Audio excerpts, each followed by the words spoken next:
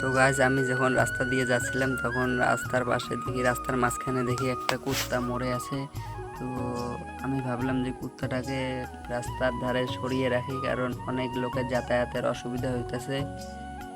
কিন্তু জানি না কে এই কাজটা করেছে, কিন্তু খুব খারাপ কাজ করেছে।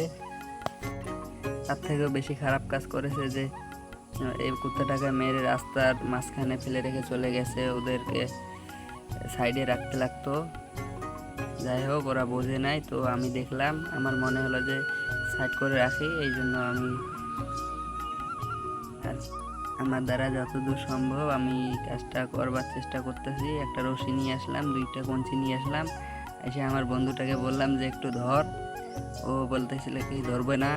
যাই হোক, অনেক বলার পর ও আমার পাশে আসলো, এসে বললো কি দুজন মিলে কাজটা করি। তো ঠিক আছে, আমিও বললাম কি চল ধর আগে। আমি পাও চারটা বাঁধা লই।